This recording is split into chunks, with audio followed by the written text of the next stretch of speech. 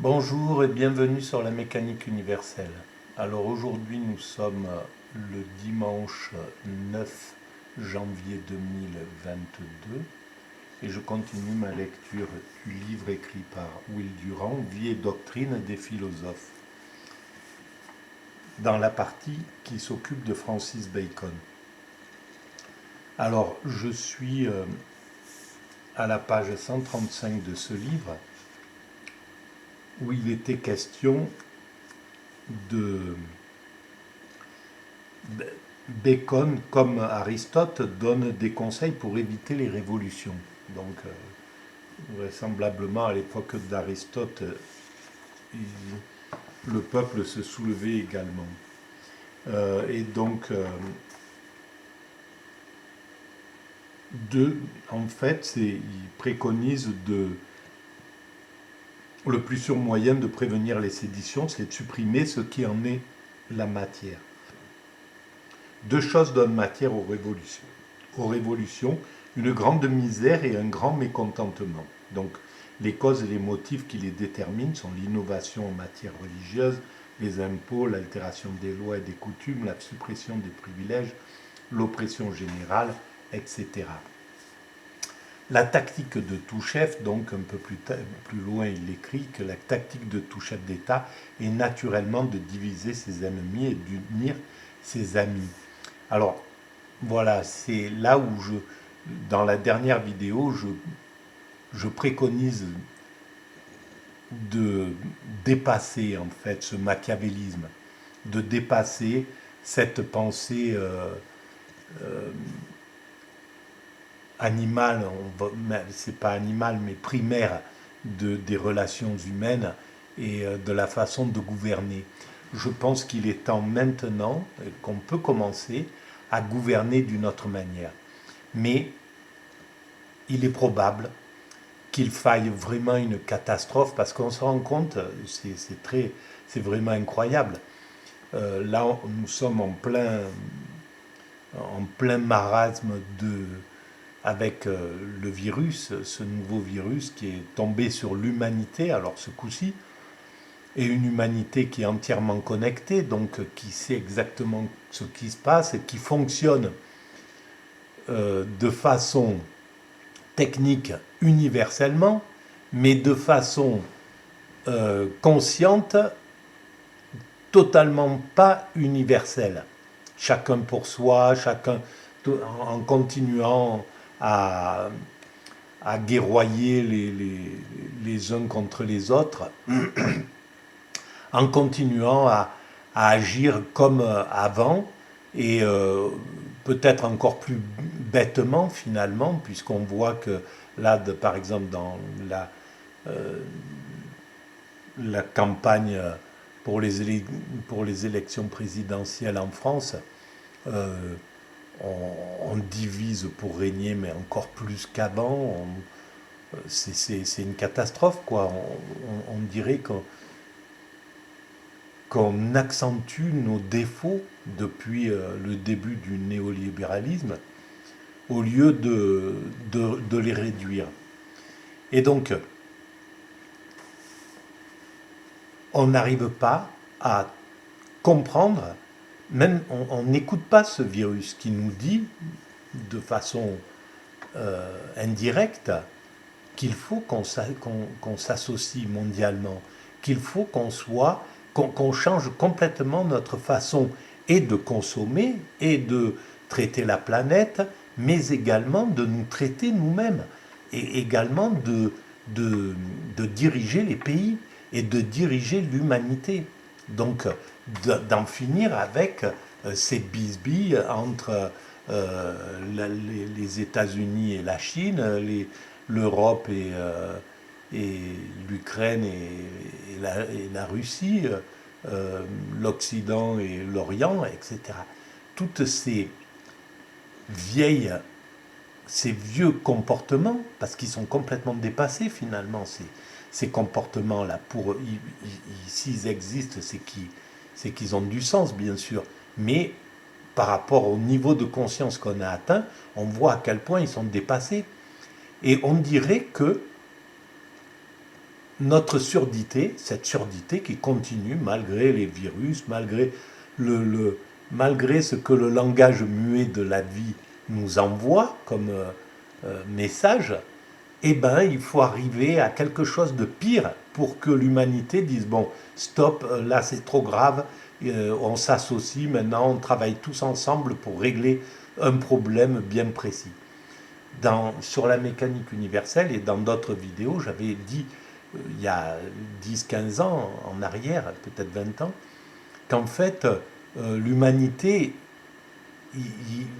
elle attendait d'une certaine façon qu'une météorite, par exemple, se précipite sur la Terre, la mette en danger, ou qu'un gros danger mondial se présente à l'humanité, à l'humanité tout entière, pour qu'enfin les dominants de chaque pays disent bon, c'est bon, allez, ok, là il faut qu'on travaille ensemble pour régler le problème, quoi.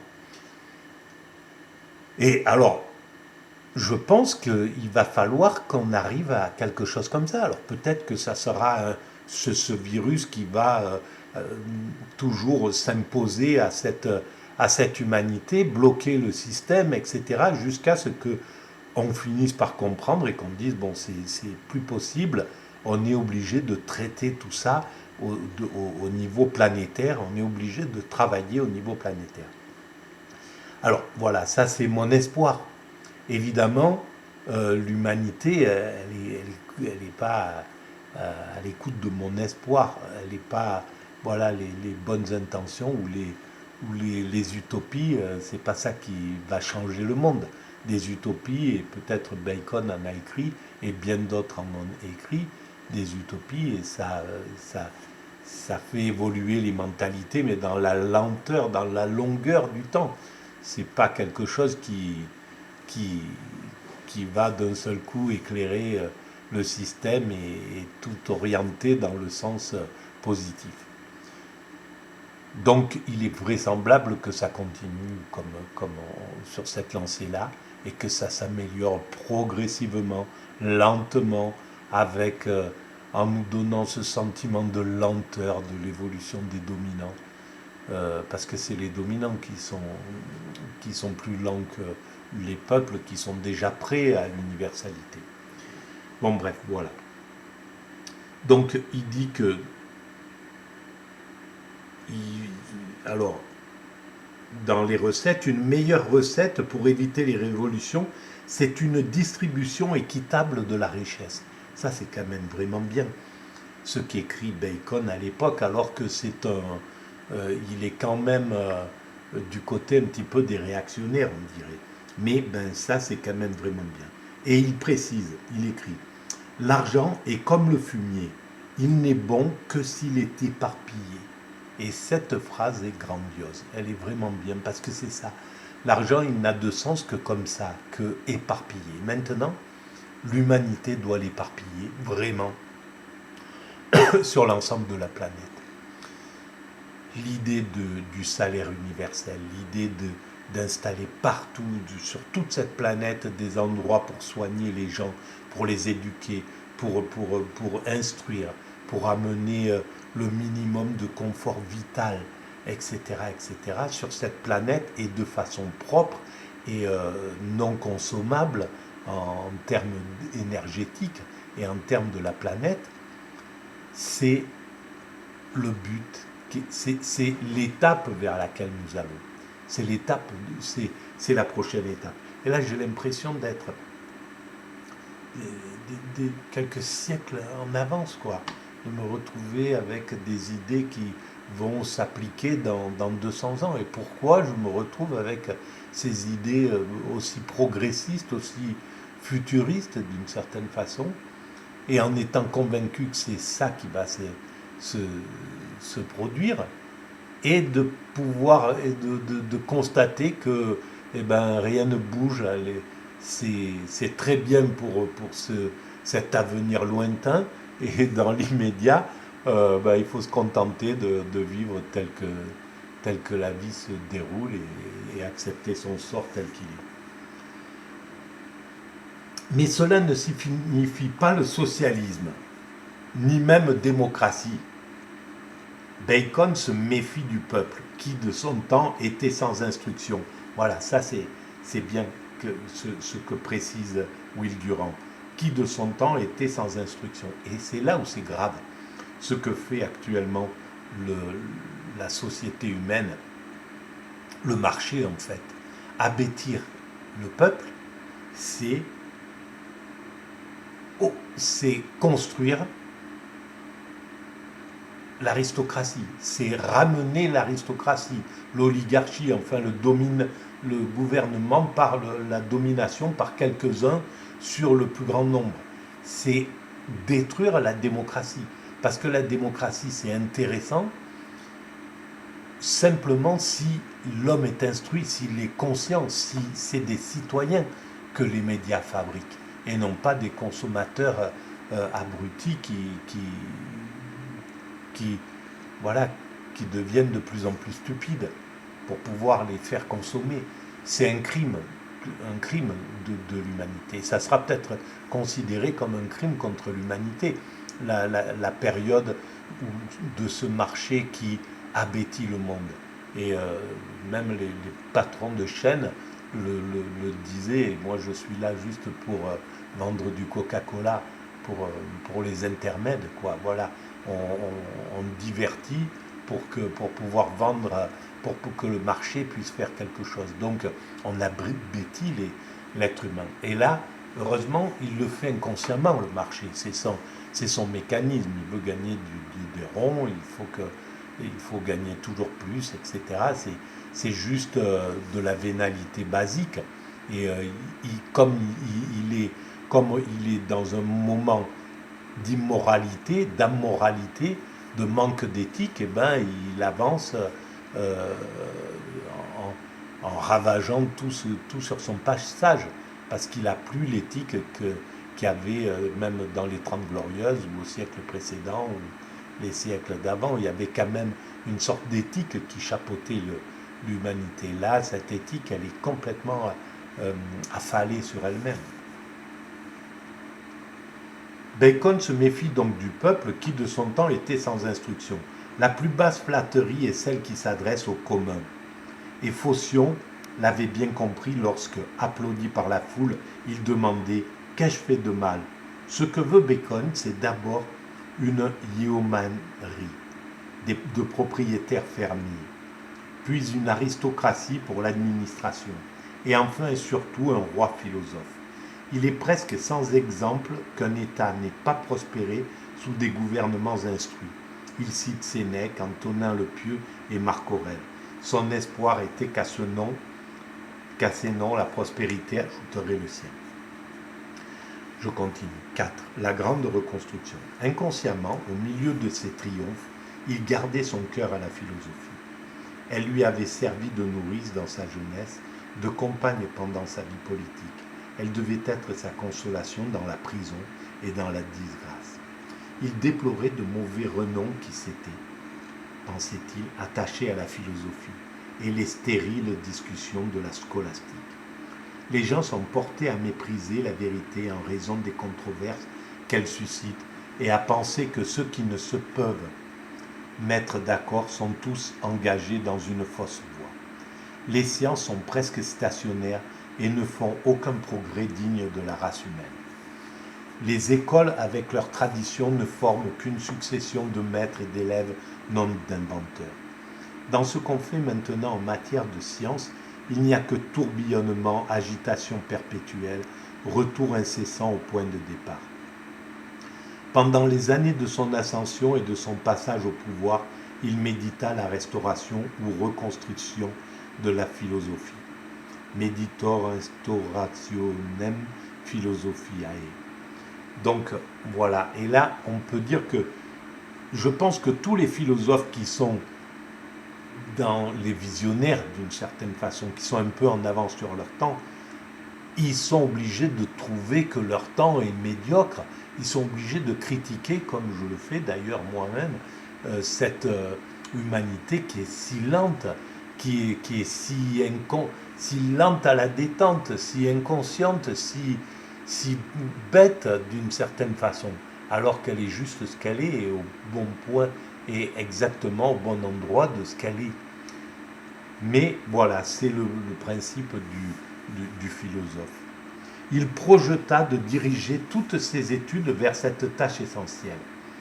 Il nous informe tout d'abord dans le plan de l'ouvrage qu'il se propose d'écrire premièrement quelques traités d'introduction, où il expliquera la stagnation de la philosophie par la survivance de vieilles méthodes et indiquera sommairement le nouveau point de départ qu'il propose. En second lieu, il tentera une nouvelle classification des sciences où il attribuera à chacune d'elles son objet propre et dressera la liste des problèmes non résolus dans chaque domaine. Et c'était une sacrée affaire qu'il avait envie d'entreprendre et qu'il a peut-être entrepris d'ailleurs. Troisièmement, il décrira la nouvelle méthode qu'il préconise pour l'interprétation de la nature. Quatrièmement, il appliquera son effort à la science physique et examinera les phénomènes de la nature. En cinquième lieu, il montrera l'échelle de l'intellect, par laquelle les écrivains du passé sont arrivés à la perspective des vérités qui commençaient à se dégager du verbiage médiéval. Sixièmement, il risquera certaines anticipations sur les résultats scientifiques qu'assurerait, croyait-il, l'emploi de sa méthode. Eh bien, je comprends tellement son désir. Et enfin, dans la philosophie seconde, ou appliquée, il décrira l'utopie qui sera comme la fleur de toute cette éclosion de science dont il espérait être le prophète. L'ensemble de ces ouvrages constituera la Magna Instauratio, la grande reconstruction de la philosophie. En fait, c'était ça son travail, son ambition. C'était une magnifique entreprise, et l'œuvre d'Aristote à part, une entreprise sans précédent dans l'histoire de la pensée. Elle devait différer de toute autre philosophie, en visant à la pratique plutôt qu'à la théorie, à des résultats spécifiques et concrets plutôt qu'à la symétrie spéculative. La science est puissance. Elle n'est pas simplement argumentation ou ornement. Ce n'est pas une opinion à soutenir, c'est un travail à faire. Et quant à moi, je travaille à poser non le fondement d'une secte ou d'une doctrine quelconque, mais celui de l'utilité et de la puissance. Voilà ce qu'il disait. Dans cette phrase, on perçoit pour la première fois le son et la voix de la science moderne. En fait, oui, c'est pour ça que Will Durant a placé Francis Bacon juste après Aristote. Parce que certainement, il y a un monde qui s'éveille à ce moment-là. Il aurait peut-être pu placer Descartes, probablement, je ne sais pas. Mais bon, en tout cas, c'était quelqu'un de langue anglaise, ce Will Durant.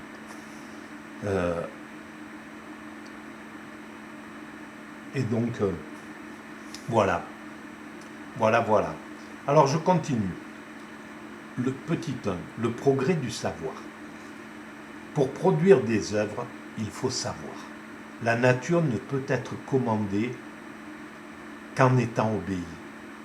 Apprenons donc les lois de la nature et nous en serons les maîtres, comme nous en sommes maintenant les esclaves par notre ignorance. La science, c'est la route vers l'utopie. Donc ce qu'il pensait, ce qu'il disait de l'utopie, d'après ce que je suis en train de lire, parce que moi je découvre et Francis Bacon et ce qu'en écrit Will Durant. Donc pour lui, l'utopie, c'est la réalité de ce que moi j'écris, c'est-à-dire l'humanité va vers sa perfection, c'est cette perfection, c'est réussir à faire un monde universel qui fonctionne bien, qui a réglé ses problèmes, qui a dépassé tous les inconnus, qui a dépassé son ignorance, qui comprend pourquoi il est sur cette planète, qui a réussi à atteindre le niveau de conscience le plus haut qu'il puisse arriver. Et donc, moi, selon ma philosophie, la mécanique universelle, je pense que ce n'est pas une utopie, mais une réalité vers laquelle nous nous dirigeons. Et donc, c'est ce qu'il disait. Mais effectivement, on se rendra maître, comme maître de la nature. Mais en étant maître de la nature, pas au sens d'en faire ce qu'on veut et de la polluer, de l'abîmer, etc., mais de l'utiliser sans en abîmer la moindre parcelle, d'arriver à faire notre paradis sur Terre, le paradis, un paradis bien particulier, puisqu'il faut que ce soit un paradis pour extatique, pour béat, pour nirvanien, pour sage, pour personne qui a atteint le dernier degré de la sagesse, donc qui a plus de velléité, de pulsion agressive, de violence, de haine envers ses congénères, d'envie, voilà, qui a dépassé toutes ces pulsions basiques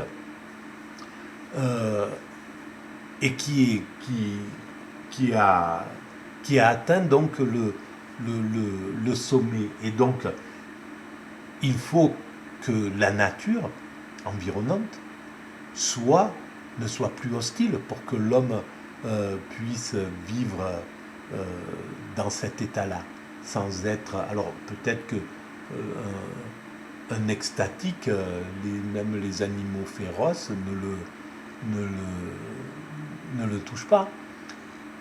Mais il faut aussi que l'homme ne soit plus un loup pour l'homme. Donc il faut avoir réglé tous ces problèmes-là. Il ne faut plus qu'il y ait d'envie. Pour plus qu'il y ait d'envie, il faut que chacun ait su juste ce qu'il faut et pas plus. Et que les valeurs ne soient pas dans la possession de ce que l'autre a, mais dans ce qu'on a, voilà, dans se contenter de ce qu'on a et que l'égalité soit établie sur cette planète. Voilà. Donc il est probable, c'est évidemment un monde qui, vu de notre moment, ne nous semble pas enviable, parce que c'est voilà, un monde d'égalité comme ça, où chacun, une planète entièrement parfaite, où les gens peuvent circuler à pied, et trouver un gîte à tous les endroits, gîte couvert, etc., et vivre que d'amour et de relations voilà, amicales, je ne sais pas, enfin, ce que peut être cet état de perfection. Mais ça n'est pas enviable pour nous. On n'a pas encore acquis un esprit. L'esprit humain, c'est pas assez modifié pour pouvoir apprécier ce genre de vie. Voilà, comme un grec de l'époque présocratique supporterait pas du tout la vie dans le confort dans lequel on vit, sans guerre, sans violence, sans agresser la ville d'à côté. Voilà, sans toute cette agressivité qui devait exister à cette époque-là. Et donc, pour lui, ça serait inconcevable de vivre quelque chose comme ça. Et bien nous, ça sera inconcevable d'imaginer ce que sera l'humanité qui aura atteint sa perfection. Mais comme elle y va lentement, à ce degré-là, elle prépare en même temps, l'esprit se prépare tout doucement à chaque nouveauté. Un homme du Moyen-Âge qu'on mettrait en plein milieu de Paris, il ne saurait pas comment se comporter avec les véhicules, les voitures, les trucs. Tout ça serait un calvaire pour lui de devoir apprendre à vivre pour éviter le danger avec les appartements tels qu'ils sont faits, le gaz, le truc, l'électricité. Enfin, ça serait quelque chose d'extrêmement difficile pour lui.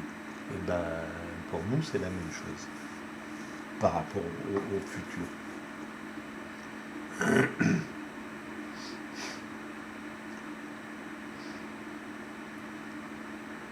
Mais dans quel état... Donc la science est la route vers l'utopie.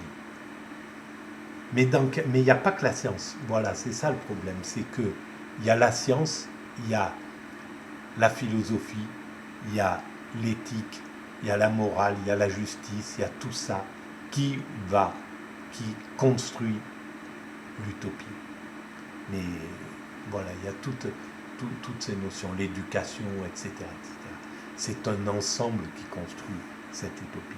Mais dans quel état est cette route tortueuse, obscure, revenant sur elle-même, se perdant en sentier, la route vers l'utopie, se perdant en sentier impraticable. Donc c'est vraiment incroyable, mais ça conforte tellement, je découvre ce texte, ça conforte tellement la mécanique universelle, toute mon œuvre, tout mon travail. Et j'en parle comme d'une œuvre, même s'il y a des œuvres, voilà, il y a des œuvres, des artistes qui ont fait de la bad painting, c'est peut-être de la bad philosophie, mais c'est quand même une œuvre. Elle mène non pas, se perdant en sentier impraticable, elle mène non pas à la lumière, mais au chaos. Commençons donc par un examen de l'état des sciences, en marquant leur domaine propre et distinct.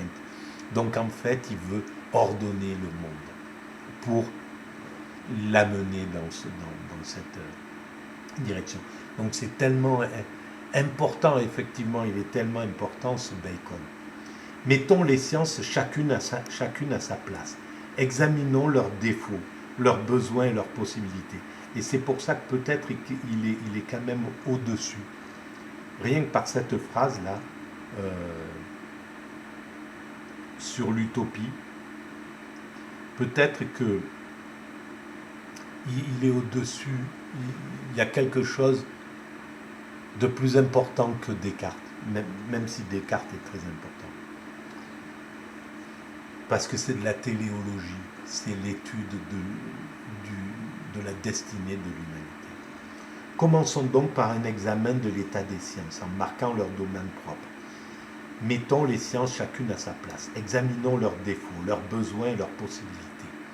Indiquons les nouveaux problèmes qui attendent leur lumière. Et en général, ouvrons et creusons un peu le sol autour de leurs racines. Telle est la tâche que Bacon s'était assignée dans Le Progrès du savoir, c'était son livre.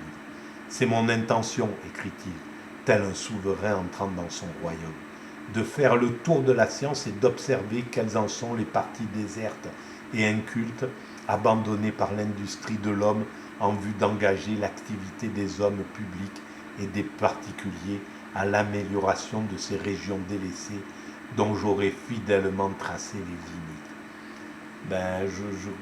Sacré bonhomme quand même, sacré bonhomme. Il serait l'arpenteur royal du sol en friche, ferait la route droite et diviserait les champs entre les laboureurs. C'était un plan d'une hardiesse qui frisait l'immodestie. Oui, mais on n'est pas modeste à ce niveau-là quand on découvre quelque chose, quand on dit Eureka, quand ça nous tombe sur la tête, une pomme, et qu'on comprend, il n'y a pas de modestie derrière. On est juste éclairé, mais il n'y a pas d'orgueil non plus. Aucun. C'est juste, voilà, ça y est, j'ai compris que je dois défricher là, c'est mon boulot, c'est tout. C'est comme ça. Mais Bacon était encore assez jeune, 42 ans. C'est encore la jeunesse chez un philosophe, pour projeter de grands voyages.